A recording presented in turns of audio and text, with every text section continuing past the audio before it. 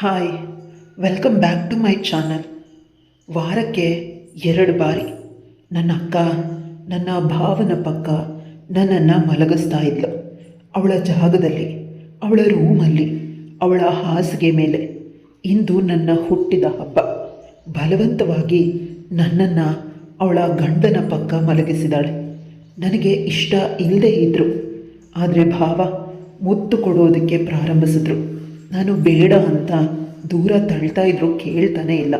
ನನ್ನ ಶೀಲನ ಕಾಪಾಡ್ಕೊಳ್ಳೋದಕ್ಕೆ ಸಾಧ್ಯನೇ ಆಗ್ತಿಲ್ಲ.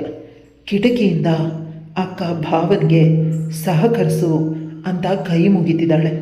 ನನ್ನ ಶೀಲನ ಹಾಳು ಮಾಡಿಕೊಂಡು ಅಕ್ಕನ ಮಾತನ್ನ ಕೇಳಲ, ಅಥವಾ ಭಾವನಿಗೆ ಖುಷಿ ಕೊಡಲ, ಅಥವಾ ನನ್ನ ಬಾಯ್ ಫ್ರೆಂಡ್ಗೆ ಮೋಸ ಮಾಡಲ? ತಲೆ ಚಿಟ್ಟಂತ ಅನ್ನಿಸ್ತಿದೆ. ಇದನ್ನೆಲ್ಲ ನೋಡಿದ ನನ್ನ ಬಾಯ್ ಫ್ರೆಂಡ್ ನನ್ನನ್ನು ಬಿಟ್ಟು ಹೊರಟೋದ. ಮುಂದೆ ಏನಾಯಿತು ತಿಳ್ಕೋಬೇಕು ಅಂದರೆ ಈ ಕಥೆನ ಎಲ್ಲೂ ಸ್ಕಿಪ್ ಮಾಡಿದೆ ಕೊನೆ ತನಕ ಕೇಳ್ತಾ ಹೋಗಿ. ಕತೆ ತುಂಬಾ ಚೆನ್ನಾಗಿದೆ. ನನ್ನ ಹೆಸರು ಶ್ರುತಿ. ಅಪ್ಪ ಅಮ್ಮನ ಮುದ್ದಿನ ಕೊನೆಯ ಮಗಳು. ನನಗೊಬ್ಬಳು ಅಕ್ಕ ಇದ್ದಾಳೆ. ಅವಳಿಗೆ ತುಂಬ ಚಿಕ್ಕ ವಯಸ್ಸಿಗೆ ಮದುವೆಯಾಗಿ ಪೇಟೆಗೆ ಹೋದಳು. ಮದುವೆ ಆದಾಗ ಭಾವ ಇಲ್ಲೇ ಕೆಲಸ ಮಾಡ್ತಿದ್ರು, ಆದರೆ ಈಗ ಸಿಟಿಯಲ್ಲಿ ಕೆಲಸ ಮಾಡ್ತಾರೆ. ಅವಳು ನೆಮ್ಮದಿಯಾಗಿ ಸಂತೋಷವಾಗಿದ್ದಾಳೆ. ಮದುವೆಯಾಗಿ 8 ವರ್ಷ ಆದರೂ ಅವಳಿಗೆ ಮಕ್ಕಳಿಲ್ಲ. ನನ್ನನ್ನೇ ಅವಳು ಮಗಳು ಅಂತ ಅಂದ್ಕೊಂಡಿದ್ದಾಳೆ. ನಾನೀಗ PUC ಓದ್ತಾ ಇದ್ದೀನಿ. ಡಿಗ್ರಿಗೆ ಬೆಂಗಳೂರಿನ ಕಾಲೇಜಲ್ಲಿ ಸೇರಬೇಕು. ಹಾಸ್ಟೆಲ್ ಅಥವಾ ಅಕ್ಕನ ಮನೆಯ ಅಂತ ತಿಳಿದಿಲ್ಲ. ಯೋಚನೆ ಮಾಡ್ತಾಯಿದ್ದೀನಿ. ಅಪ್ಪ ಅಮ್ಮನಿಗೆ ನನ್ನನ್ನು ಓದಿಸೋದು ಇಷ್ಟ ಇಲ್ಲ. ಓದಿದ್ದು ಸಾಕು, ಮನೆಯಲ್ಲಿ ಆರಾಮಾಗಿರು, ಯಾರನ್ನು ಸಾಕಬೇಕು ನೀನು ಅಂತ ಹೇಳ್ತಾರೆ. ಆದರೆ ನಾನು ತುಂಬ ಚೆನ್ನಾಗಿ ಓದಬೇಕು, ಒಂದೊಳ್ಳೆ ಕೆಲಸಕ್ಕೆ ಸೇರಬೇಕು ಅನ್ನೋ ಆಸೆ ಭಾಳಷ್ಟು ಇದೆ. ನನ್ನ ಗೆಳತಿಯರೆಲ್ಲ ಹಾಸ್ಟೆಲ್ ಸೇರಿದ್ದಾರೆ. ಅಪ್ಪ ಅಮ್ಮನಿಗೆ ನಾನು ಅಕ್ಕನ ಮನೆಯಲ್ಲಿರೋದು ಇಷ್ಟ. ಅಲ್ಲಿ ಸೇಫ್ಟಿ ಇರುತ್ತೆ. ಅಕ್ಕ ಚೆನ್ನಾಗಿ ಅಡುಗೆ ಮಾಡಿ ಹಾಕ್ತಾಳೆ. ಭಾವ ಕೂಡ ತುಂಬ ಒಳ್ಳೆಯವರು ಅಂತ. ಆದರೆ ನನಗಿಷ್ಟ ಇಲ್ಲ. ಅವರಿಬ್ಬರು ಗಂಡ ಹೆಂಡತಿ ಮಧ್ಯೆ ನಾನು ಹೋಗಿ ಡಿಸ್ಟರ್ಬ್ ಮಾಡಿದ್ರೆ ಏನು ಚೆನ್ನಾಗಿರತ್ತೆ ಅಂತ. ಅಮ್ಮಂಗೆ ಹೇಳಿದ್ರೆ ಅಮ್ಮ ಕೇಳೋದೇ ಇಲ್ಲ. ನಿನಗಿಂತ ಹೆಚ್ಚದಾಗಿ ದೊಡ್ಡದಾಗಿ ಯೋಚನೆ ಮಾಡ್ತಾರೆ. ನೀನು ಕೇವಲ ನಿನ್ನ ಸುಖನ ಮಾತ್ರ ನೋಡ್ತೀಯ, ಸಂಬಂಧಿಕರ ಸುಖನ ಕೂಡ ನೋಡೋದಿಲ್ಲ. ಉಳಿದವರು ನೋಡ್ತಾರೆ. ನಿನಗಾದರೆ ಕೇವಲ ನೀನು ಮಾತ್ರ ಇರಬೇಕು. ಆದರೆ ನಿನ್ನ ಅಕ್ಕ ಭಾವನಿಗೆ ಅವರು ಕೂಡ ನಿನ್ನ ಜೊತೆ ಇರಬೇಕು. ನಿನ್ನ ಅಕ್ಕನ ಮದುವೆನ ಅವ್ರ ಕೈಯಾರ ಮಾಡಿಕೊಂಡ್ರು. ನಿನ್ನ ಭಾವನೆ ಅಪ್ಪ ಅಮ್ಮ ತುಂಬ ದುಡ್ಡನ್ನು ಕೇಳ್ತಿದ್ರು. ನಿಮ್ಮ ಭಾವ ನನಗೆ ದುಡ್ಡನ್ನು ಕೊಟ್ಟು, ಮಾವ ನೀವು ಕೊಟ್ಟಿದ್ದು ಅಂತ ಈ ದುಡ್ಡು ಅಪ್ಪ ಅಮ್ಮನಿಗೆ ಕೊಟ್ಟುಬಿಡಿ ಅಂತ ಹೇಳಿ ಲಕ್ಷಗಟ್ಟಲೆ ದುಡ್ಡನ್ನು ಕೊಟ್ಟರು. ಅಂದು ಮಂಟಪದಲ್ಲಿ ದುಡ್ಡು ಕೊಟ್ಟಿದ್ದಕ್ಕೆ ನಿನ್ನ ಅಕ್ಕನ ಮದುವೆ ಆಗಿದ್ದು, ನನ್ನ ಮರ್ಯಾದೆ ಉಳಿದಿದ್ದು. ಅಪ್ಪನ ಈ ಮಾತುಗಳು ನನಗೆ ನೆನಪಿದೆ. ನಾನಾಗ ಚಿಕ್ಕವಳಾದರೂ ಕೂಡ ಕಣ್ಣಿಂದ ಅದೆಲ್ಲವನ್ನು ನೋಡಿದ್ದೆ. ಭಾವನೆ ಅಪ್ಪ ಅಣ್ಣಂದಿರು ಅವರೆಲ್ಲ ಕಮರ್ಷಿಯಲ್. ಅವ್ರಿಗೆ ಪ್ರೀತಿ ಪ್ರೇಮ ಇವೆಲ್ಲ ಮೊದಲ ಕೆಲಸ ಅಲ್ಲ. ಮೊದಲು ದುಡ್ಡು, ಆನಂತರ ಮದುವೆ. ನನಗೆ ಭಯ ಆಗ್ತಿದೆ. ನಾನು ಆ ಸಮಯದಲ್ಲಿ ಹೇಳಿದೆ ಅಪ್ಪಂಗೆ, ಅವರ ಅಪ್ಪ ಅಮ್ಮ ಆ ರೀತಿ ಆದರೆ ಮಗ ಕೂಡ ಅದೇ ರೀತಿ ಇರ್ತಾನೆ. ಪ್ಲೀಸ್ ಬೇಡ, ನಮ್ಮ ಅಕ್ಕನನ್ನು ಆ ಮನೆಗೆ ಕಳಿಸ್ಬೇಡಿ, ಮದುವೆ ಮಾಡಬೇಡಿ ಅಂತ. ಆದರೆ ಯಾರು ನನ್ನ ಮಾತನ್ನು ಕೇಳಲೇ ಇಲ್ಲ. ಅಕ್ಕನಿಗೆ ಮದುವೆ ಮಾಡಿಬಿಟ್ರು. ವಾರಗಟ್ಟಲೆ ನಾನು ಯಾರ ಜೊತೆನೂ ಮಾತಾಡಲಿಲ್ಲ. ಕೋಪದಿಂದ ದಿನಗಳು ಕಳೆದಂತೆ ತಿಳಿತು. ಭಾವ ತುಂಬ ಒಳ್ಳೆಯವರು. ಅಕ್ಕನನ್ನು ಪ್ರೀತಿಯಿಂದ ನೋಡ್ಕೊಳ್ತಿದ್ದಾರೆ. ಅಕ್ಕನಿಗಾಗಿ ಅವ್ರ ಸಂಪೂರ್ಣ ಪರಿವಾರವನ್ನು ಬಿಟ್ಟು ಬಂದಿದ್ದಾರೆ. ಅದನ್ನು ನೆನೆಸ್ಕೊಂಡು ನನ್ನ ಕಣ್ಣುಗಳು ತುಂಬಿ ಬಂತು. ನನ್ನ ಸ್ವಂತ ಅಕ್ಕನ ಜೀವನ ಸುಂದರವಾಗಿ ಮಾಡೋದಕ್ಕೆ ಭಾವ ತುಂಬ ಕಷ್ಟಪಟ್ಟಿದ್ದಾರೆ. ಅವರ ಸ್ವಂತದವರನ್ನು ಬಿಟ್ಬಿಟ್ಟಿದ್ದಾರೆ. ಅವರ ಆಸೆಗಳನ್ನು ಬಿಟ್ಟಿದ್ದಾರೆ. ಅಕ್ಕ ಹೇಳ್ತಿದ್ಲು, ಮದುವೆ ಆದಮೇಲೆ ನಿನ್ನ ಭಾವ ಅವ್ರಿಗಿಷ್ಟವಾದ ತಿಂಡಿಗಳನ್ನು ತಿನ್ನೋದಿಲ್ಲ, ಮನೆಯಲ್ಲಿ ಯಾವಾಗಲೂ ನನಗಿಷ್ಟವಾದ ಅಡುಗೆಗಳೇ ಮಾಡೋದು ಅಂತ. ಇವನ್ನೆಲ್ಲ ಕೇಳಿ ಅವ್ರು ಇಷ್ಟೊಂದು ಮಾಡಿದ್ದಾರೆ. ಅವ್ರ ಸಂಪೂರ್ಣ ಪರಿವಾರವನ್ನು ನನ್ನ ಅಕ್ಕನಿಗಾಗಿ ದೂರ ಮಾಡಿ ಈಗ ನಾವೇ ಅವ್ರ ಪರಿವಾರ ಆಗಬೇಕು ಅಂತ ಇವಳು ಯೋಚಿಸಿದ್ಲು. ಇವಳಿಗೂ ಕೂಡ ದುಃಖ ಆಯಿತು. ಆದರೂ ತೋರಿಸ್ಕೊಳ್ದೆ ಅಮ್ಮನನ್ನು ಹೋಗಿ ಗಟ್ಟಿಯಾಗಿ ತಪ್ಪಿಕೊಂಡು ನಾನು ಅಕ್ಕನ ಮನೆಯಲ್ಲಿನೇ ಇರ್ತೀನಿ, ನನಗೆ ಹಾಸ್ಟೆಲ್ ಊಟ ಸೆಟ್ ಆಗೋದಿಲ್ಲ, ಹಾಸ್ಟೆಲ್ಗೆ ಹೋಗಿರೋ ನನ್ನ ಗೆಳತಿಯರು ಹೇಳಿದ್ದಾರೆ, ಪ್ಲೀಸ್ ಅಮ್ಮ ಅಂದಾಗ ಅವರೆಲ್ಲ ಒಪ್ಕೊಂಡು ಅವಳ ಬಟ್ಟೆನ ಪ್ಯಾಕ್ ಮಾಡಿ 2 ದಿನದಲ್ಲಿ ಅವ್ರ ಅಕ್ಕ ಇರೋ ಬೆಂಗಳೂರಿಗೆ. ನನ್ನ ಅಕ್ಕನ ಹೆಸರು ಶ್ರುತಿ, ನನ್ನ ಅಕ್ಕನ ಹೆಸರು ಸಾವಿತ್ರಿ. ಅವಳು ಸಾವಿತ್ರಿ ಆ ರೀತಿ ನಿಜವಾಗ್ಲೂ ತುಂಬ ನಿಷ್ಠೆಯಿಂದ ಹುಡುಗಿ. ಗಂಡ ಅಂದರೆ ಗಂಡನಿಗಾಗಿ ಏನು ಬೇಕಾದರೂ ಮಾಡ್ತಾಳೆ. ನಾನು ಭಾವನ ಬಗ್ಗೆ ಮಿಸ್ ಆಗಿ ಕೂಡ ನೆಗೆಟಿವ್ ಮಾತಾಡಬಾರ್ದು. ನನ್ನ ಬಾಯಿ ಮೇಲೆ ಸರಿ ಇಲ್ಲ, ಮೊದಲೇ ಸರಿ ಇಲ್ಲ ಅಂತ ಇಲ್ಲಿಂದಾನೇ ನನ್ನನ್ನು ನಾನು ಕಂಟ್ರೋಲ್ ಮಾಡ್ಕೊಂಡು ಹೋದೆ. ಅವ್ರ ಮನೆ ಬಳಿ ಆಟೋ ನಿಲ್ಲಿಸಿದಾಗ ನಾನು ಬೆಚ್ಚಿ ಬಿದ್ದೆ. ಭವ್ಯವಾದ ಅರಮನೆ, ಇಷ್ಟು ದೊಡ್ಡದಾದ ಮನೆಯನ್ನು ನನ್ನ ಜೀವನದಲ್ಲೇ ನೋಡಿಲ್ಲ.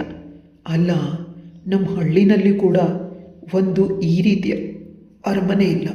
ಅಷ್ಟು ದೊಡ್ಡ ಅರಮನೆ. ನಮ್ಮ ಅಕ್ಕ ಏನು ಮಾಡ್ತಿದ್ದಾಳೆ ಅಂತ ನಿಧಾನವಾಗಿ ಒಳಗೆ ಹೋದಾಗ ತಿಳಿತು. ಭಾವ ಈಗ 6 ತಿಂಗಳು ಮುಂಚೆ ಈ ಮನೆನ ಕಟ್ಟಿಸಿದ್ರು. ನಾನು ಎಕ್ಸಾಮ್ ಅಂತ ಬಂದಿಲ್ಲ, ಅಪ್ಪ ಅಮ್ಮ ಗೃಹಪ್ರವೇಶಕ್ಕೆ ಬಂದಿದ್ದರು. ಈ ಮನೆ ತುಂಬ ಸುಂದರವಾಗಿದೆ. ಅಕ್ಕ ಅದೃಷ್ಟ ಮಾಡಿದ್ಲು, ನನಗೂ ಭಾವನ ರೀತಿ ಹುಡುಗ ಸಿಗಲಿ. ಅಪ್ಪ ಅಮ್ಮ 1-2 ದಿನ ಇದ್ದು ನನಗೆ ಮನೆಯಲ್ಲಿ ಎಲ್ಲವನ್ನು ತೋರಿಸಿ ಕಾಲೇಜಿಗೆ ಯಾವ ರೀತಿ ಹೋಗಬೇಕು, ಯಾವುದರಲ್ಲಿ ಹೋಗಬೇಕು ಅನ್ನೋದನ್ನು ಹೇಳಿಕೊಟ್ಟು, ಅಪ್ಪ ಅಮ್ಮ 1-2 ದಿನ ಇದ್ದು ಕಾಲೇಜ್ಗೆ ಯಾವ ರೀತಿ ಹೋಗಬೇಕು, ಯಾವುದ್ರಲ್ಲಿ ಹೋಗಬೇಕು ಅನ್ನೋದನ್ನು ಹೇಳಿಕೊಟ್ರು ಅವರು.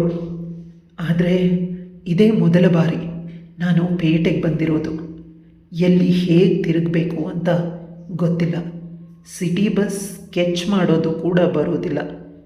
ಭಾವನಿಗೆ ಹೇಳಿದಾಗ, ಭಾವ ನಾನು ಆಫೀಸಿಗೆ ಹೋಗೋದು ಅದೇ ದಾರಿನಲ್ಲಿ, ಪ್ರತಿದಿನ ಬೆಳಗ್ಗೆ ನಿನ್ನನ್ನು ಡ್ರಾಪ್ ಕೊಡ್ತೀನಿ, ಬೇಗ ಎದ್ದು ರೆಡಿಯಾಗು ಅಂತ ಹೇಳಿದ್ರು. ನಾನು ಕೂಡ ಅದೇ ರೀತಿ ಮಾಡ್ತಿದ್ದೆ. ಬೇಗ ಎದ್ದು ಭಾವನಿಗಾಗಿ ರೆಡಿಯಾಗಿ ಹೋಗ್ತಿದ್ದೆ. ಭಾವ ಅಕಸ್ಮಾತ್ ಕೋಪ ಮಾಡ್ಕೊಂಡ್ಬಿಟ್ರೆ ಅನ್ನೋ ಭಯ. ಭಾವ ಡ್ರಾಪ್ ಕೊಡೋದ್ರಿಂದ ಅಕ್ಕ ಕೂಡ ಸಮಾಧಾನವಾಗಿದ್ಲು. ಇಲ್ಲ ಅಂತಂದರೆ ನನ್ನನ್ನು ಈ ದೊಡ್ಡ ಸಿಟಿನಲ್ಲಿ ಎಲ್ಲೆಲ್ಲಿ ಹುಡುಕಬೇಕಾಗಿತ್ತು. ಅವಳು ಭಾವ ಹೋಗಬೇಕಾದಾಗ ರೋಡನ್ನು ಕೂಡ ತಿಳಿಸ್ಕೊಡ್ತಾರೆ. ಭಾವ ನನಗೆ ಫ್ರಾಂಕ್ ಮಾಡಿದ್ರು. ನನ್ನನ್ನು ಕಾಲೇಜಿಂದ ರಿಟರ್ನ್ ಮನೆಗೆ ಕರ್ಕೊಂಡು ಬರ್ತಿದ್ರು. ಭಾವ ಮಾರ್ಗ ಮಧ್ಯದಲ್ಲಿ ಹೇಳ್ತಾರೆ, ನಿನ್ನ ಅಕ್ಕ ಮನೆಯಲ್ಲಿ ಇಲ್ಲ, ನಮಗೆ ಅಡುಗೆ ಮಾಡೋರು ಯಾರು ಅಂತ. ನನ್ನನ್ನು ಹೋಟೆಲಿಗೆ ಕರ್ಕೊಂಡು ಹೋಗಿ ಊಟನೂ ಮಾಡಿಸಿದ್ರು. ಅವರು ಕೂಡ ಊಟ ಮಾಡಿದ್ರು. ನಾನು ಕೋಪಗೊಳ್ತೀನಿ, ಅವರು ಸುಮ್ಮನಾಗ್ತಾರೆ. ಮನೆಗೆ ಬಂದಾಗ ನನ್ನ ಅಕ್ಕ ಇದ್ಲು. ಅವಳನ್ನು ನೋಡಿ ಶಾಕ್ ಆದಾಗ ಭಾವ ಕಣ್ಣಲ್ಲೇ ಸನ್ನೆ ಮಾಡಿದ್ರು. ಅವಳಿಗೆ ಏನು ಹೇಳಬೇಡ, ಊಟ ಆಯಿತು ಅಂತ. ನಾನು ಸುಮ್ಮನಾದೆ. ನಂತರ ಅಕ್ಕ ಮಾರ್ಕೆಟಿಗೆ ಹೋದ್ಲು ಕೆಲಸದವರ ಜೊತೆ ತರಕಾರಿ ತರೋದಕ್ಕೆ. ಆಗ ಭಾವನ ಬಳಿ ಹೋಗಿ, ಅಕ್ಕ ಮನೆಯಲ್ಲಿಲ್ಲ ಅಂತ ಯಾಕೆ ಸುಳ್ಳು ಹೇಳಿದ್ದು ಅಂದಾಗ, ಭಾವ ನೀನು ಹೇಗೆ ವರ್ತಿಸ್ತೀಯ ಅಂತ, ಊಟ ಮನೆಯಲ್ಲೇ ಬಂದು ಮಾಡ್ಬೋದಾಗಿತ್ತು ಅಲ್ವಾ, ನಿನಗೆ ಹೋಟೆಲ್ ಊಟ ಇಷ್ಟ ಅಂತ ನಿಮ್ಮ ಅಕ್ಕ ಹೇಳಿದ್ಲು, ಅದಕ್ಕೆ ನಿನ್ನನ್ನು ಹೋಟೆಲ್ಗೆ ಕರ್ಕೊಂಡು ಹೋಗಿದ್ದು. ಅಕ್ಕ ನನಗೆ ಚಂದದ ಬಟ್ಟೆಗಳನ್ನು ಶಾಪಿಂಗ್ ಮಾಡಿ ತಗೊಂಡು ಬಂದಳು. ಕೇವಲ ಬಟ್ಟೆಗಳೇ ಅಲ್ಲ, ಚಪ್ಪಲಿಗಳು, ತಲೆಗೆ ಹಾಕೋ ಕ್ಲಿಪ್ಗಳು, ನಾನು ಯಾವ ಕ್ರೀಮ್ಗಳನ್ನು ಬಳಸ್ತೀನಿ ಅದು, ನನ್ನ ಅಗತ್ಯತೆಯ ವಸ್ತುಗಳನ್ನು ತಂದಳು. ಅವಳನ್ನು ತಪ್ಪಿಕೊಂಡು, ಥ್ಯಾಂಕ್ಸ್ ಅಕ್ಕ, ಅಣ್ಣ ಇದ್ದಿದ್ರೂ ಕೂಡ ಈ ರೀತಿ ಮಾಡ್ತಿರ್ಲಿಲ್ಲ, ನೀನೇ ಎಲ್ಲವನ್ನ ಮಾಡ್ತಿದ್ಯಾ, ನಿನ್ನ ಋಣನ ನಾನು ಹೇಗೆ ತೀರಿಸ್ಲಿ ಅಂತ ಹೇಳಿದಾಗ ಅವರ ಅಕ್ಕ ನಗ್ತಾ ರೂಮಿಗೆ ಹೊರಟೋಗ್ತಿದ್ಲು. ಅಕ್ಕ ತುಂಬ ಸೈಲೆಂಟ್ ಆಗಿಬಿಟ್ಟಿದ್ದಾಳೆ. ಮೊದಲು ಪಟಪಟ ಅಂತ ಮಾತಾಡ್ತಿದ್ಲು, ಆದರೆ ಇಂದು ಇಷ್ಟೊಂದು ಸೈಲೆಂಟ್. ನಾನವ್ರುಗಳ ಬಗ್ಗೆ ಗಮನ ಕೊಡುವಷ್ಟು ಟೈಮ್ ಇರಲಿಲ್ಲ. ಈಗ ಓದಬೇಕು, ಎಕ್ಸಾಮ್ ಇದ್ದಿದ್ದರಿಂದ ಚೆನ್ನಾಗಿ ಪ್ರಿಪೇರ್ ಆಗೋದಕ್ಕೆ ಹಗಲು ರಾತ್ರಿ ಪೂರ್ತಿ ಕಣ್ಣಿಗೆ ಎಣ್ಣೆ ಬಿಟ್ಕೊಂಡು ಹೋಗ್ತಿದ್ದೆ. ಭಾವ ಬಂದು ನನಗೆ ಕಾಫಿನ ಅಲ್ಲಲ್ಲೇ ತಂದು ಕೊಡ್ತಿದ್ರು. ನಂತರ ಅಕ್ಕ ತಂದು ಕೊಡ್ತಿದ್ಲು. ಆಗ ನನಗೆ ಸಡನ್ನಾಗಿ ಫ್ಲಾಶ್ ಆಯಿತು, ಮಕ್ಕಳಿಲ್ಲ, ಅದಕ್ಕೆ ಇವರಿಬ್ಬರು ಈ ರೀತಿ ಡಲ್ಲಾಗಿದ್ದಾರೆ ಅಂತ ಅನ್ನಿಸ್ತಿದೆ. ಅವರಿಬ್ಬರನ್ನ ನೋಡಿದಾಗ ಇತ್ತೀಚೆಗೆ ದುಃಖ ಆಗ್ತಿದೆ. ನಾನು ಮದುವೆ ಆದಮೇಲೆ ನನಗಾಗೋ ಮೊದಲ ಮಗುನ ಅಕ್ಕನಿಗೆ ನಾನು ಕೊಡಬೇಕು ಅಂತ. ಅವಳು ತುಂಬ ಯೋಚನೆ ಮಾಡ್ತಿದ್ಲು. ಅಕ್ಕನನ್ನು ಒಳ್ಳೆ ಡಾಕ್ಟರ್ ಬಳಿ ತೋರಿಸಿ ಅವಳಿಗೆ ಮಕ್ಕಳಾಗೋ ರೀತಿ ಮಾಡಬೇಕು. ಈ ಎಲ್ಲ ಆಲೋಚನೆಗಳು ನನ್ನ ಪುಟ್ಟ ತಲೆನಲ್ಲಿ ಬಂತು. ಭಾವ ಇಷ್ಟೊಂದು ಶ್ರೀಮಂತರು, ಮತ್ತು ಅಕ್ಕನನ್ನು ಒಂದು ಒಳ್ಳೆ ಡಾಕ್ಟರ್ ಬಳಿ ತೋರಿಸೋದಕ್ಕೆ ಸಾಧ್ಯನೇ ಇಲ್ವಾ? ನಾನೇ ಅತಿಯಾಗಿ ಯೋಚನೆ ಮಾಡ್ತಿದ್ದೀನ ಅಂತ ಅನಿಸೋದಕ್ಕೆ ಶುರುವಾಯಿತು. ನನ್ನ ಎಕ್ಸಾಮ್ಗಾಗಿ ಪ್ರಿಪೇರ್ ಆಗಿ ಚೆನ್ನಾಗಿ ಎಕ್ಸಾಮ್ ಮಾಡಿದೆ, ಒಳ್ಳೆ ಅಂಕನೂ ಬಂತು. ನಾನು ಊರಿಗೆ ಹೋಗಬೇಕು ಅಂತ ಅಂದ್ಕೊಂಡ್ರೆ ಅಕ್ಕ ಪ್ಲೀಸ್ ನನ್ನನ್ನು ಬಿಟ್ಟು ಹೋಗಬೇಡ, ತುಂಬ ದಿನ ಆದಮೇಲೆ ಬಂದಿದ್ಯಾ ಅಂತ ಅಂದ್ಲು. ನನಗೊಂದು ರೀತಿ ವಿಚಿತ್ರ ಅಂತ ಅನ್ನಿಸ್ತಿತ್ತು. ಭಾವನಿಗೆ ಇರ್ತಾರೆ, ಆದರೆ ಅಕ್ಕ ಇತ್ತೀಚೆಗೆ ಒಂದು ರೀತಿ ವಿಚಿತ್ರವಾಗಿ ಆಡ್ತಾಳೆ. ಇದೆಲ್ಲ ಏನು ಅಂತ ತಿಳಿತಾನೇ ಇಲ್ಲ. ದಿನಗಳು ಕಳೆದಂತೆ ನಾನಿದನ್ನು ಕಂಡು ಹಿಡಿಲೇಬೇಕು. ಏನು ಕಂಡು ಹಿಡಿಬೇಕು ಅಂತ ತಿಳಿದಿಲ್ಲ, ಕಾರಣ ಕೂಡ ತಿಳಿದಿಲ್ಲ. ನಾನು ನನ್ನ ಪಾಡಿಗಿರೋದಕ್ಕೆ ಕಲಿತೆ. ಆದರೆ ಇವತ್ತು ರಾತ್ರಿ ಅಕ್ಕ ನನಗೊಂದು ಶಾಕ್ ಆಗೋ ವಿಷಯನ ಹೇಳಿದ್ಲು.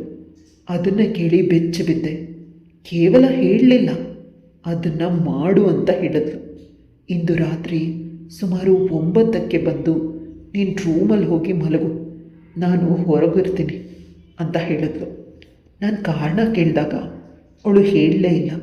ನನಗೆ ಭಯ ಆಗಿ ಅಕ್ಕ ರೂಮಲ್ಲಿ ಅಂದರೆ ನಿನ್ನ ರೂಮಾ ಅಂತ ಪುನಃ ಕೇಳಿದೆ. ಹೌದು, ನೀನು ಭಾವ ತುಂಬ ಚೆನ್ನಾಗಿ ನಿದ್ರೆ ಮಾಡಿದ್ದಾರೆ. ನಾನೀಗ ಹೊರಗೆ ಹೋಗೋದು ಅವರಿಗೆ ಗೊತ್ತಿಲ್ಲ. ಏನಾದರೂ ಗೊತ್ತಾದರೆ ಬೇಸರ ಮಾಡ್ಕೊಳ್ತಾರೆ. ನೀನು ಹೋಗಿ ಅವ್ರ ಪಕ್ಕ ಮಲಗು ಅಂತ ಹೇಳಿದ್ಲು. ಭಯದಿಂದಾನೇ ಮಲಗಿದೆ. ಮಾರನೇ ದಿನ ಏನೂ ಆಗೇ ಇಲ್ಲ ಅನ್ನೋ ರೀತಿ ಇದ್ಲು.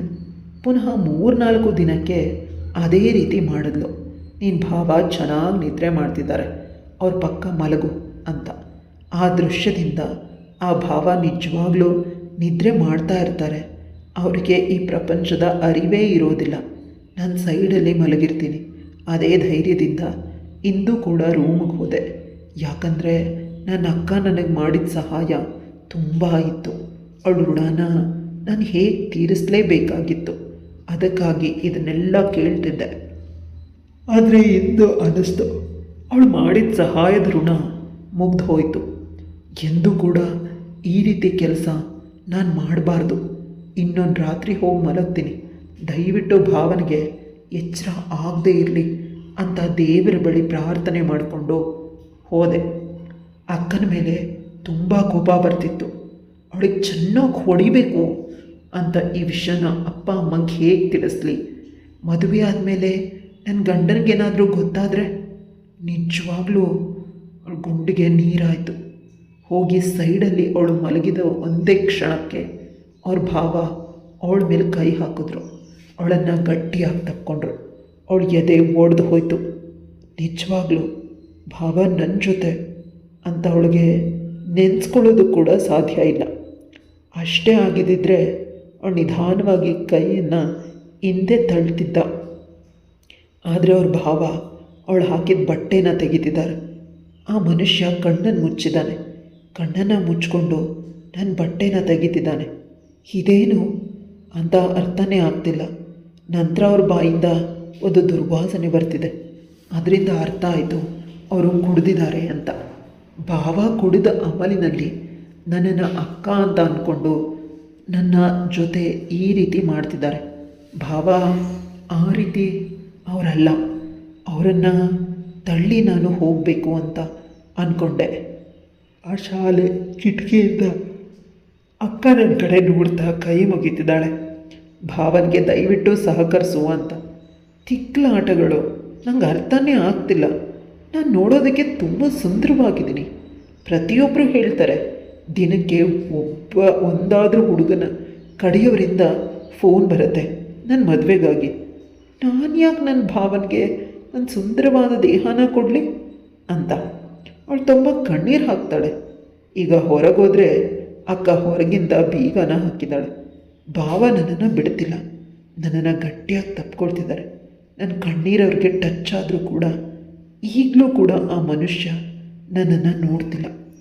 ಕುಡಿದ ಅಮಲಲ್ಲಿ ಏನೋ ಮಾಡೋದಕ್ಕೆ ಪ್ರಯತ್ನಿಸಿದ್ದಾನೆ. ನಾನು ನನ್ನ ದೂರ ತಳ್ಳಿದೆ. ಅಲ್ಲೇ ನೆಲದ ಮೇಲೆ ಭಾವ ಬಿದ್ದರು. ಆಗ ಅವ್ರಿಗೆ ಅವರೇ ಹೇಳ್ಕೊಳ್ತಿದ್ದಾರೆ, ನಿನ್ನ ಜೊತೆ ಏನು ಮಾಡಿದ್ರೂ ವ್ಯರ್ಥ, ನಿನಗೇನು ಮಕ್ಕಳೇ ಆಗೋದಿಲ್ಲ. ಆಕ್ಸಿಡೆಂಟಲ್ಲಿ ನೀನು ತಾಯ್ತನ ಆಗೋ ಅಂಗನೇ ಕಳ್ಕೊಂಡು ಬಿಟ್ಟಿದ್ಯಾ. ನಾನು ಹೇಗೆ ನಿನಗೆ ಕಷ್ಟ ಕೊಡ್ತಾ ಇದ್ದೀನಿ, ಸಾರಿ, ನನ್ನನ್ನು ಕ್ಷಮಿಸು, ಇನ್ಯಾವತ್ತೂ ನಿನ್ನನ್ನು ನಾನು ಮುಟ್ಟೋದೇ ಇಲ್ಲ ಅಂತ ಅಳ್ತಾ ನೆಲದ ಮೇಲೆ ಭಾಗ ಮಲಗಿದ್ರು. ಆಗ ನಂಗೆ ನಿಜವಾಗ್ಲೂ ದುಃಖ ಆಯಿತು. ಇಷ್ಟು ದೊಡ್ಡ ಮನುಷ್ಯ, ಇಷ್ಟು ಶ್ರೀಮಂತ, ಇಂದು ಈ ರೀತಿ ಹೇಳ್ತಿದ್ದಾನೆ. ಇಷ್ಟು ದಿನ ಅಕ್ಕ ಭಾವ ಒಂದೇ ರೂಮಲ್ಲಿದ್ದರೂ ಒಬ್ರನ್ನೊಬ್ಬರು ಮುಟ್ತಿರ್ಲಿಲ್ಲ ಅನ್ನೋದರೊಳಗೆ ಕನ್ಫರ್ಮ್ ಆಯಿತು. ನಂತರ ಭಾವನನ್ನು ನಿಧಾನವಾಗಿ ಹಾಸಿಗೆ ಮೇಲೆ ಮಲಗಿಸಿದ್ಲು. ತನ್ನ ಬಟ್ಟೆನ ಸರಿ ಮಾಡಿಕೊಂಡು, ಅವಳು ತುಂಬ ಬ್ಲೀಡಿಂಗ್ ಆಗ್ತಿತ್ತು. ಬದುಕಿನ ನಡುವೆ ಹೋರಾಟ ಮಾಡ್ತಿದ್ದೆ. ಡಾಕ್ಟರ್, ನಿಮ್ಮ ಹೆಂಡತಿ ಬದುಕಬೇಕು ಅಂದರೆ ಯೂಟ್ರಿಸ್ನ ರಿಮೂವ್ ಮಾಡಬೇಕು ಅಂತ ಹೇಳಿಬಿಟ್ರು. ಆಗ ಭಾವ, ನನಗೆ ನನ್ನ ಹೆಂಡತಿ ಇದ್ರೇ ಸಾಕು, ಮಕ್ಕಳು ಬೇಡ ಅಂತ ಯೂಟ್ರಿಸ್ನ ರಿಮೂವ್ ಸರ್ಜರಿಗೆ ಒಪ್ಪಿಗೆ ಕೊಟ್ಟರು. ಅಂದಿನಿಂದ ಇಂದಿನವರೆಗೂ ಒಂದೇ ಒಂದು ಬಾರಿ ನನಗೆ ಮಗು ಬೇಕು, ನಿನ್ನಿಂದ ಈ ರೀತಿ ಆಯಿತು, ಬೇರೆ ಮದುವೆ ಆಗ್ತೀನಿ ಅಂತ ಹೇಳಿಲ್ಲ. ಆದರೆ ಈಗ ಒಂದು 15 ದಿನದಿಂದ ಹೊಸ ಸಮಸ್ಯೆ ಶುರುವಾಗಿದೆ. ನಾವಿಬ್ಬರು ಸುಮ್ಮನೆ ಇದ್ದರೂ ಸಮಾಜ ಬಿಡೋದಿಲ್ಲ. ನಿಮ್ಮ ಭಾವ ಅವರ ಗೆಳೆಯನ ಮಗನ ನಾಮಕರಣಕ್ಕೆ ಹೋಗಿದ್ದಾಗ ಅಲ್ಲಿ ಎಲ್ಲರೂ ಅವರನ್ನು ತಮಾಷೆ ಮಾಡಿದ್ರಂತೆ. ಮದುವೆಯಾಗಿ 8 ವರ್ಷ ಆದರೂ ಕೂಡ ಇವರಿಬ್ಬರಿಗೂ ಮಕ್ಕಳಿಲ್ಲ.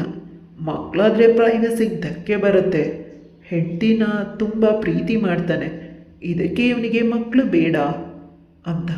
ಅಷ್ಟೇ ಅಲ್ಲ, ನಿಮ್ಮ ಭಾವನ ಅಣ್ಣಂದರು ಬಂದಿದ್ದಾರೆ, ಎಲ್ಲ ಆಸ್ತಿ ನಮಗೆ ಬರೋದು ಬಿಡು, ನಿನಗೆ ಮಕ್ಕಳಿಲ್ಲ, ಮರಿ ಇಲ್ಲ, ನಿನ್ನ ಹೆಂಡತಿ ಮತ್ತು ನಿನ್ನನ್ನು ನಾವೇ ಸಾಕ್ತೀವಿ ಅಂತ.